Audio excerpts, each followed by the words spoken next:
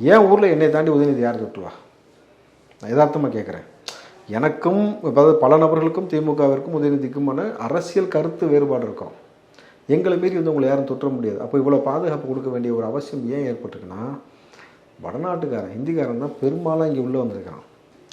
எப்படி தட்சிணாமூர்த்தி பெரியாராக மாறினாரோ அது போல் ஒரு அரசியலை புரிஞ்சுக்கங்க நடராஜ்.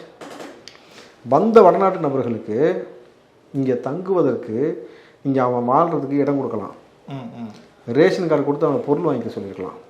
ஆனால் நீங்கள் என்ன செஞ்சுருக்கீங்கன்னா, ஆதார் ஐடியை வந்து அவனுக்கு இங்கே மாற்றி கொடுத்துருக்கீங்க, ஓட்டர் ஐடி இங்கே மாற்றி கொடுத்துருக்கீங்க. இது எதோடைய சிக்கலில் போய் முடியும்னாக்கா, இவன் வந்து எங்கேயோ இருந்து வந்தவன் தமிழ்நாட்டை யார் ஆளுன்றதை இவன் ஓட்டு போடுறான். இவனுக்கு அதுக்குமான எந்த உரிமையும் கிடையாது. அப்போது இவன் நாளைக்கு ஒரு கொலை செஞ்சுவிட்டு ஓடி போயிட்டானா, நீங்கள் எவிடன்ஸ் தேடினா எங்கே நிற்கும்? இங்கே தான் அட்ரஸ் ப்ரூஃப் காட்டும். எங்கேருந்து வந்தான்றது இவன் வந்தவனுக்கு எப்போயுமே வெளி ஸ்டேட்லேருந்து இங்கே வரனவர்களுக்கு அட்ரஸ் ப்ரூஃப் கொடுங்க.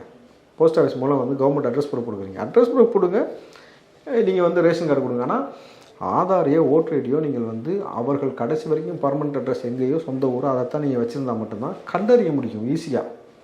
அப்போது எப்படி வந்து வரலாறு வந்து பெரியார்லேருந்து இப்படி மாறி மாறி மாறி தமிழ்நாட்டில் தமிழ் மண்ணில் நம்ம வாழ்கிறதுக்கான இடம் பறிபோகுது.